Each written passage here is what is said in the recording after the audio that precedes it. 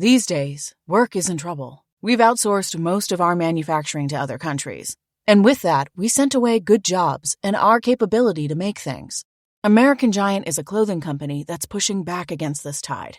They make all kinds of high-quality clothing and activewear, like sweatshirts, jeans, dresses, jackets, and so much more, right here in the USA. So when you buy American Giant, you create jobs in towns and cities across the country. And jobs bring pride, purpose. They stitch people together. If all that sounds good to you, visit American-Giant.com and get 20% off your first order when you use code STAPLE20 at checkout. That's 20% off your first order at American-Giant.com with promo code STAPLE20. You know when you're really stressed or not feeling so great about your life or about yourself? Talking to someone who understands can really help. But who is that person? How do you find them? Where do you even start? Talkspace. Talkspace makes it easy to get the support you need. With Talkspace, you can go online, answer a few questions about your preferences, and be matched with a therapist. And because you'll meet your therapist online, you don't have to take time off work or arrange childcare. You'll meet on your schedule, wherever you feel most at ease. If you're depressed, stressed, struggling with a relationship, or if you want some counseling for you and your partner, or just need a little extra one-on-one support, Talkspace is here for you. Plus, Talkspace works with most major insurers, and most insured members have a $0 copay. No insurance? No problem. Now get $80 off of your first month with promo code SPACE80 when you go to Talkspace.com. Match with a licensed therapist today at Talkspace.com. Save $80 with code SPACE80 at Talkspace.com.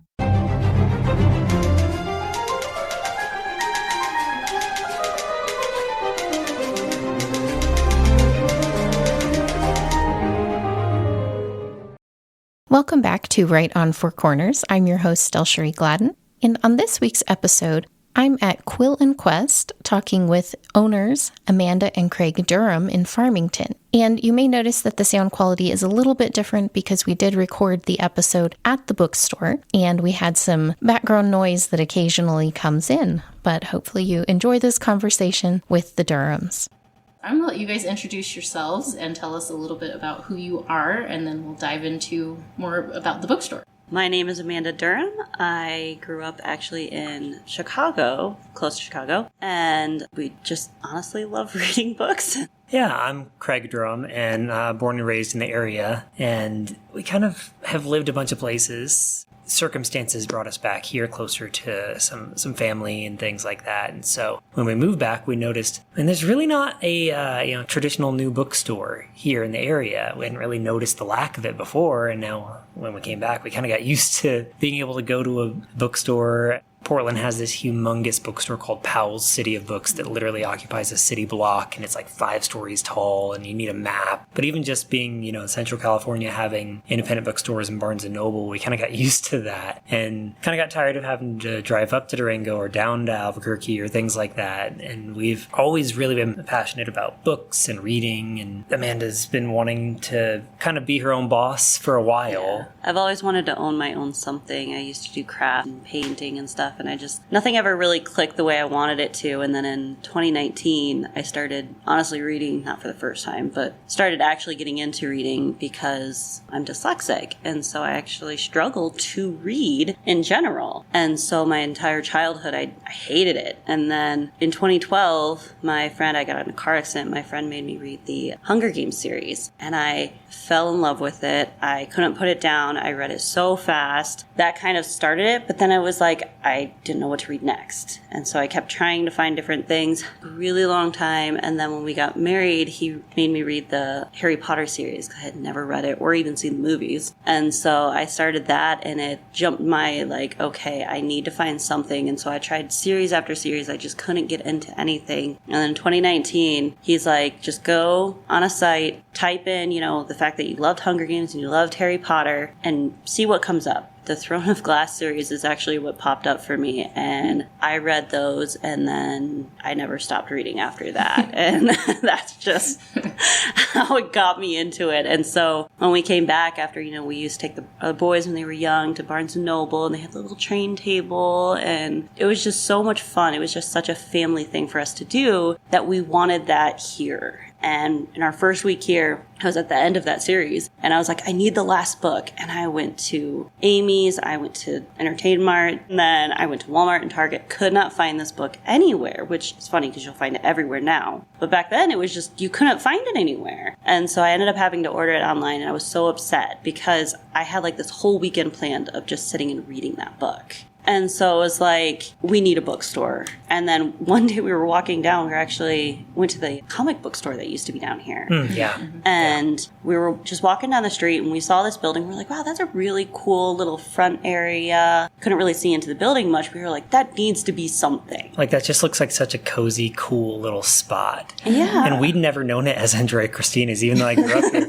Well, because I grew up more in Aztec, I didn't really have much of a life. And so I didn't get over and do things over in, West Farmington very much. I kind of missed the hype, and I was at college for part of it and stuff like that. Mm-hmm. So I was like, oh, what a cool spot. Yeah. And learned about the history of it being in Andrea Christina's after the fact. Yeah, and so then when we decided that it was back in January is when we started talking about... It was, I think we started talking about it, like really seriously talking about it in November 2023.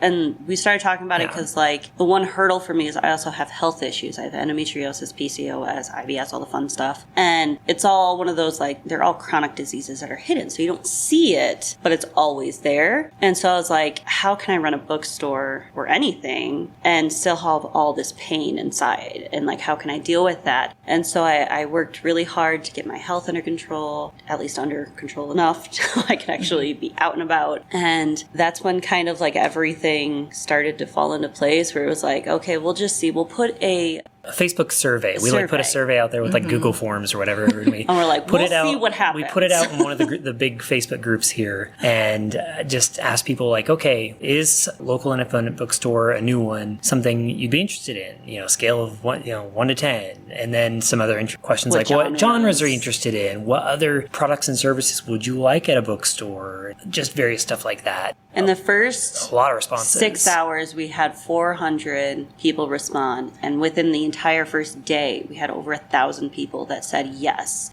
There was only one person that said, bring it, but I probably won't go there because I don't read. Like, that sounds great. I'm not going to go.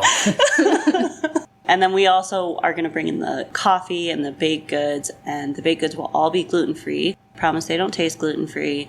I am celiac, and so the kitchen will be completely gluten-free. There will never be any gluten in it. And that's something very important to me because you can't just go out and find a restaurant and be like, I'm going to eat here because there's nowhere to eat. You have to do a bunch of research first to figure out like if it's... It's a chore to go out and eat, honestly. Yeah. And so it's like...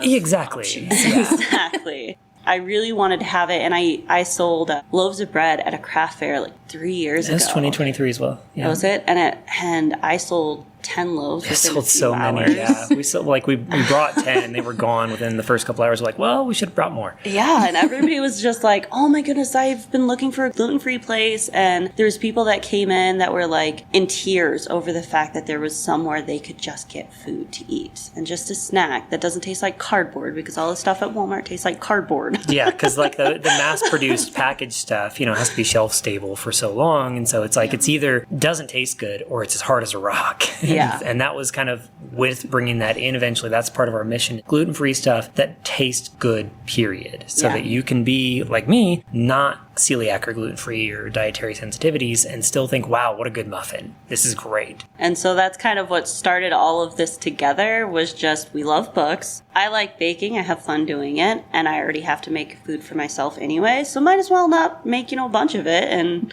sell it. And then the coffee is just because, what else goes better? A bookstore and coffee. And bacon is just coffee. You got to have it. Get a cup of coffee or a tea and sit and read a book. What could be better, right? It's perfect. You got the fireplace, and it's just what you need.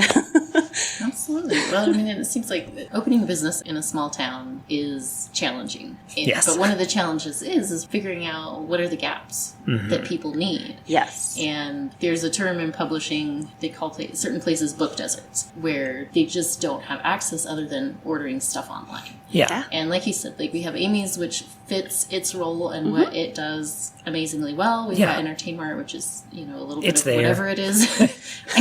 The ghost of Hastings Past. And then that's it. There is this aspect of, we have a big community of both readers and writers in this area, but there's not a lot of organization, writers especially, like we don't always know where to go to find those connections and have events and things like that, a place that's set up for it. And so like you guys have really come in and filled multiple needs in the community.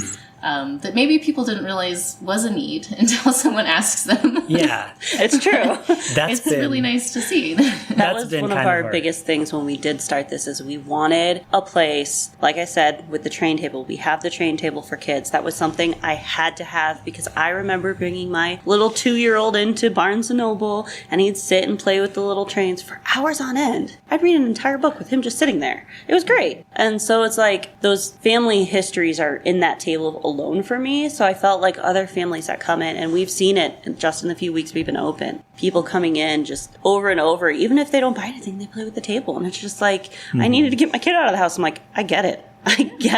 Yeah, we've had families that they've been in more than once, and their kids, the second or third time they come in, straight for the table. They're like, I know where I'm going. That was one thing I had to have. And then I wanted seating, and comfortable seating, because I wanted people to be able to come in, sit by the fireplace, and have a place to read, because there isn't very many places to do that. To kind of like just be, or especially to gather. With Starbucks, they took out all of their sitting and stuff like that. Yeah, Starbucks is remodeled, and it's very unfriendly and not very comfortable anymore. Business meeting focused, which is nice when that's what you need it for. Yeah, it's a niche, but it's also like, where else do we go? It's also kind of communicating. It's like, hey, don't sit here with your laptop all day. We're not for that anymore.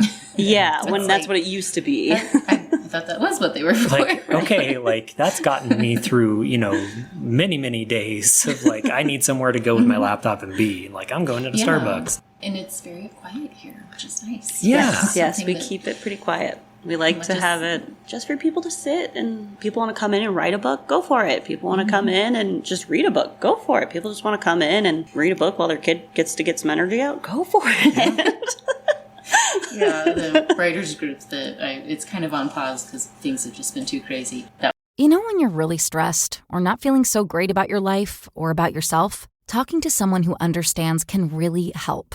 But who is that person? How do you find them? Where do you even start? Talkspace. Talkspace makes it easy to get the support you need. With Talkspace, you can go online, answer a few questions about your preferences, and be matched with a therapist. And because you'll meet your therapist online, you don't have to take time off work or arrange childcare. You'll meet on your schedule, wherever you feel most at ease. If you're depressed, stressed, struggling with a relationship, or if you want some counseling for you and your partner, or just need a little extra one-on-one support, Talkspace is here for you. Plus, Talkspace works with most major insurers, and most insured members have a $0 copay. No insurance? No problem. Now get $80 off of your first month with promo code SPACE80 when you go to Talkspace.com. Match with a licensed therapist today at Talkspace.com. Save $80 with code SPACE80 at Talkspace.com. It was like a constant battle with the members of the writers. Well, this coffee shop's too loud, and this one doesn't have nice seating. And so it's really been a struggle to try to find somewhere to hold meetings like that, where you do want to talk and be able to discuss with people and not have the espresso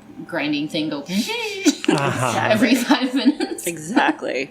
So I noticed you guys had put out a call for like book groups who want to come in.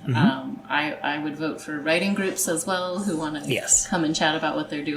Yeah, we have had a couple book clubs come in. We actually have a birthday party that just wants to come in and read all day. They call it a read-in. Yep. I love that. We've also had a couple people mention having silent book clubs where they just come in and they read whatever book they want, but they're all together just reading in one space. We have an RPG group that wants to come in and just talk about not actually playing the RPG games, but come in and like nerding out over the books, like the source books for these tabletop games and stuff. And so it's like we're filling so many different types of groups. We have older, we have younger, we have kids. My son wants to start a Pokemon group here. Yeah, he's got a sign-up sheet he's been making for Pokemon Fan Club, and he's like, I want to put it up in the store somewhere.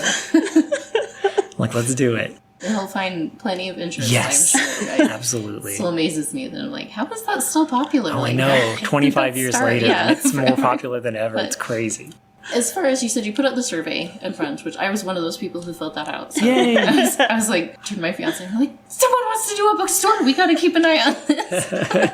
We were both very excited. But looking at kind of the content that you have, you seem to have a different focus than Entertain Mart, which is kind of mass a little bit of whatever, and they do secondhand books. And Amy's, I lost count of what she said, 10 or 15,000 books. Yeah, thousands of books, secondhand trading. She does have some new stuff. But you guys have kind of zeroed in on some specific interest. And is that from the survey a combination of what you like and it kind of started it started with that first. I was trying to find that book, and it was new. I think in 2019 it came out, and I was trying to look for it in like 2021, and I couldn't find it anywhere. And Sarah J. Maas is everywhere now, and so it's like, it's a lot easier. How could I not find that?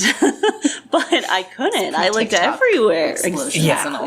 Exactly. And so we kind of started with that, where it was like, okay, Entertain Mart, they have new stuff, but it's very select. And when they do have it, it's usually only one or two of that book. And so if you're not the one or two that finds it, you're kind of out of luck, because they're not going to order it again. They may or may not reorder it once it's gone. It might just be gone. Exactly. And especially with genre fiction, it's hard to find what you're looking for sometimes, genre fiction in Entertain Mart, and it's impossible a lot of times at Target and Walmart, because they have a smaller selection, so they're just dedicated to the absolute most popular stuff. Yeah, that week. That week.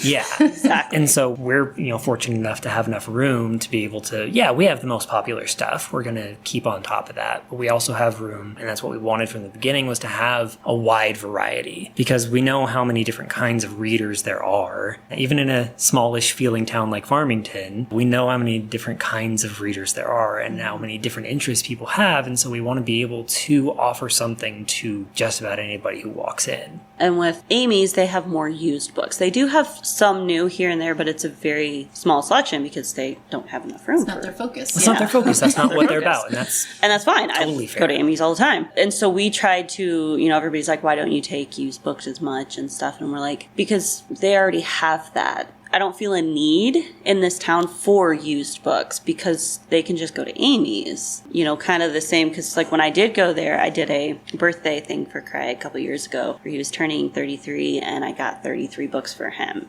And so I was going around town. I went to Amy's, and he's really into Brandon Sanderson. And so I was trying to find Brandon Sanderson, and they did have like one of his, and it was one of the older ones, which luckily I got that one because he had never read that one. But it was just kind of like, the one I was looking for him was like just came out, and again I couldn't find it anywhere, and I was like, I don't understand this, because he's a very popular author. How can I not find these books? But he wasn't, he's the guy version of Sarah J. Maas, so it's not as book talk popular. Not as mainstream in the fantasy realm. Exactly, it's getting huge. There. Yeah, if you're a fantasy reader, he's the guy. Set all kinds of records. But for the average everyday reader, he's not there. If they're not into fantasy, they don't know who he is. Exactly. And so it's like, those were kind of the things I kept like looking out for, was like, okay, I look at my sons and I'm like, okay, you're really into Pocket Peaches, which most people have never even heard of. It's this graphic novel series with like chibi animals. And so there's like, cats and dogs. The tension within the story is more like, we've got to put on a movie night and it's got to go perfect. That's the conflict of the story. And that's perfect for him, because he's very overwhelmed easily by if it's too scary or something. Yes, our 7-year-old's very emotional. And so it takes a little more effort to figure out what he really likes. And just so that's one he loves. And so we're like, okay, that wouldn't have known that. And then our other son, he's huge into Amulet series and the Wings of Fire. He is loves the Wings of Fire. All about it. And so we're like, okay, let's definitely have to have them. And so we have the graphic novels and we have the chapter books. And it's like, so I try to like listen to what they say. And then they also come home and they're like, oh, this person at school loves this series. And so I'm like, okay, let me take a note of that, and I'll know that so I can, make sure I have it. We've had other kids come in and be like, I really like baseball books. And I was like, that's not something I really would have thought of myself, so. But obviously baseball is huge here, and so having absolutely. something for baseball fans, even young ones, would be good. It's perfect. And so we try to listen to what other people say. We had a customer come in yesterday, actually, that was talking about more science health books. And I was like, I wouldn't even know where to start with that. And so I was like, give me some titles, give me some, names, let me know. And so they messaged us, a ton of them on Facebook. And so I started, really digging into, what is good ones, what are, older, so we don't carry them. The publisher doesn't carry them, I should say. It's I kind of try to do that. We have, our realtor was like, oh, I really, really want business books. And I was like, okay, let me know what are really good titles, and we'll kind of work together on that. I'm really good at fantasy. I love fantasy. And so romantasy, fantasy, thrillers, all that stuff, I'm pretty good at figuring out myself. But the genres that I don't, I'm like, please tell me, because I want to have what you want. So we want to balance that, what we find to be important, but also what is the community actually interested in, and what are they reading, and what might they want based on what they've already read, and things like that. There's resources out there for bookstores on top lists of different genres and different kinds of books, and nonfiction and fantasy and self-help and stuff like that. But that's you can find it regionally, but it's for the mountains and plains, which stretches all the way to the Midwest. And then there's the Southern California list, and that for some reason we overlap with way more than we do mountains and plains, which you wouldn't have expected. And so it's this interesting balance of trying to figure out, okay, but what does Farmington and this area around Farmington want? And what are they interested in reading? Well, it's a very unique community. I think in a lot of ways, Farmington and San Juan County doesn't fit in very many boxes. No. Yes, it's so true. We've got a wide range of culture and language and political and religious. We're a little all over the place. A little bit, yeah. And that really changes the interest of just the reading population and trying to get people interested in reading when it's maybe not the first thing that they go to, but when you need information on something and it's oh, there are actually books that exist and we can look them up. Yes. Oh, yeah. Absolutely. Keep trying to get my students to read more and think about books. And that's one of my biggest pushes is I want, because I struggled to read my entire life, and so I want people to figure out their love for reading, and so I will bend out backwards to figure out what it is that really clicks with them. And so I've done it with my son where we couldn't get him into anything, and I was like, okay, well, let's just go to the library. And we went to the library, and he was so upset he did not want to go. And we got there, and he started playing with the little flower wall, and he was having fun. And I was like, okay, why don't we go just walk down the aisles and see what books pop your eye? And it was just, he kept going, oh, I like that one. There was cats on the front. Then he walked a little farther, and he's like, oh, I like that one too. There was cats on the front. He did it 5 times. I'm like, Carter, is there possible that you just like books with cats? And he goes, I mean, I love cats. And I was like, okay, well, let's go find some more books with cats. He has not stopped since. And that was a year ago. Yeah. It's just that's what it takes, is just finding that one thing. I mean, I know they say don't judge a book by a cover, but I'm telling people, judge it. Because sometimes that's what you see. To be fair, that's why the publishers spend so much time and money on making good covers, is so that you can judge it a little bit by the cover. Right?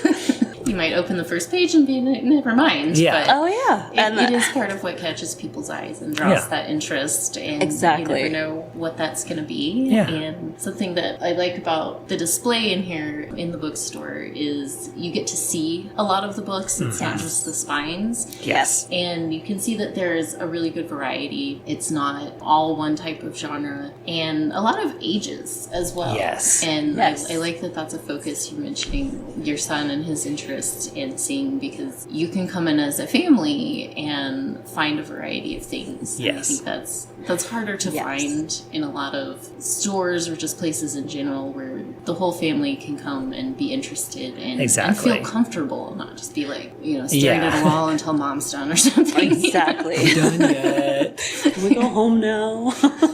Well, and I noticed that you guys do have an area for local authors as well. Yes. And you've started to I pretty much recognize all of those titles. I'm sure, yeah.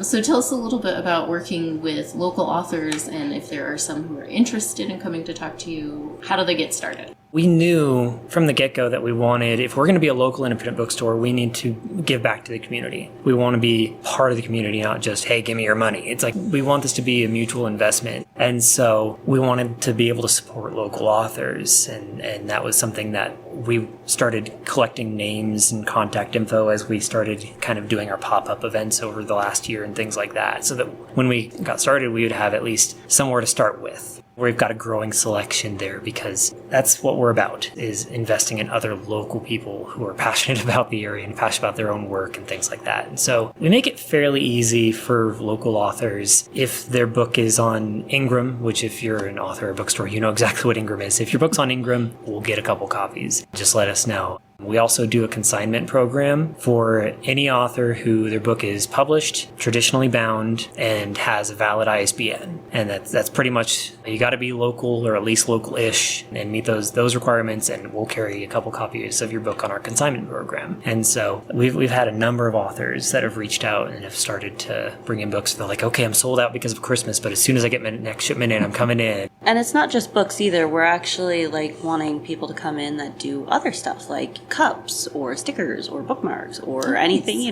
bookish related. Or artists. Yeah, or artists. Yeah. We have the gorgeous mural painting over there. It's done by Luke Paul, local muralist. He does awesome stuff. I've gotten to the point where I recognize his stuff. Yeah, he's got a very unique style. I love it. Yeah, I had drawn out what my idea was, and he did that, and it almost was kind of just like my idea. And I was like, whoa, I was expecting you to actually kind of take it away from me and do, more with it. But, it looks awesome, and I love it. And so, we're looking for, all different sorts of things. We have a couple more bookcases coming in that's where we want all that stuff to be, is just local crafters. Local makers. Yeah, local makers. And just have a whole section for them to just be able to sell their stuff because, I used to sell those couple signs up there. I actually made those. And I used to do that all the time when we lived in Portland. That was how I made any income, was just making signs, and I'd go to craft fairs. And the problem with craft fairs is you only are really making a lot of money at Christmas. Outside of that, it's very hard to really find good ones and get in. And so I was like, why not have a section where people can come in and they can have their stuff there for a month or so, and then we'll change it out and keep it just kind of constantly moving so each maker in the area can have their own little section. And so we've been trying to work on getting some people in that want to do that. Local authors, local makers, we want to support as many people as we can in this endeavor to support the community. It builds community to feel like they're part of it, and that's a place where people can come together and see and share. I think it's always fun. Some of the restaurants around town will host different artists up on the walls and different things like that, where it's it's not something you see everywhere. Mm-hmm. But I think it's something fun about this area that even though Durango kind of gets the credit as the artsy community, there actually is a lot of artists and writers and just a really wide variety of people who do some really interesting stuff that don't always have a place to showcase it. Exactly. So that's really fun. Yeah. And the other thing I wanted to ask you guys about, as far as future plans, what's coming up, you guys are starting to kind of roll out some events and programs and different things. Mm-hmm. So tell us a little bit about what you want to do to engage with and invite the community in. Obviously, events, we're building out our ability to do local author signings, regional author signings, things like that. We've got at least one or two that are starting to get scheduled, and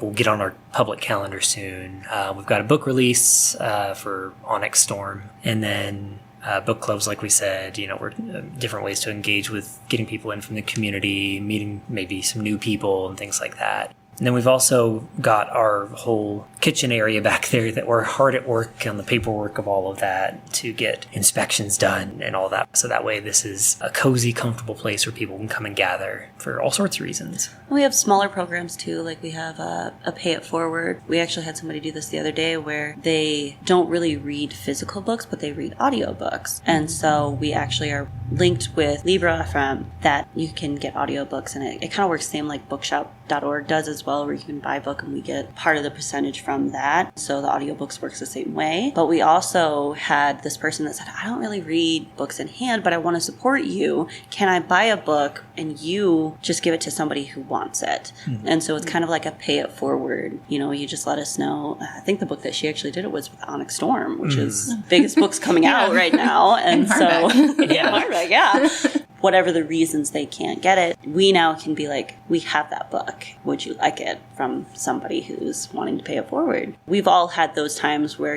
somebody's lost a job or something and they don't have it, but you still want to enjoy the little things in life, like being able to get a book. Things like that are really important to me. I'm also working on trying to get dyslexic fonted books in because that's something else that's very important to me, being dyslexic. I'm also working on trying to get some health books that, focus on how to fix your health in different ways. Like for me with my PCOS, I found this amazing book called PCOS SOS. It helped me learn so much about my health and what PCOS actually was, and it changed so much of my health. Being able to even be here now started from that book. And so it's like, I want to find other books like that can help other people. Stuff like that is like, if you know of books, like, please come in, let us know. We can put orders in if we don't actually have the book in stock. Little things like that I think really make a independent bookstore different. There's the personal touch of being able to relate about books and find new books and things like Recommendations. Recommendations, like that. And eventually we're working on book fairs for local schools. We've contributed to things like book donations. We did that over Christmas. And, schools do charitable organizations that do book donations to different schools. Well, it sounds like you guys have a lot on the horizon. Yes. Yeah. Very exciting. People will want to keep up on things, so where can people find you guys online? Tell everybody where the store is. I'll add it to the show notes as well, but go ahead and give a shout out. Physically in person, we're here downtown Farmington, 218 West Main. If you're familiar with the old Andrea Christina's, you know where we are. Otherwise, look for the big Allen Theater sign, and we're 2 doors down. Online, we're on Facebook, we're on Instagram, we're on TikTok, we have a website, shopquillandquest.com. We're pretty easy to find, and we have a newsletter. If you're not into any of those sources either, you can subscribe to that through our website. Thank you guys so much for taking the time to talk with me today. Yeah, Thank you.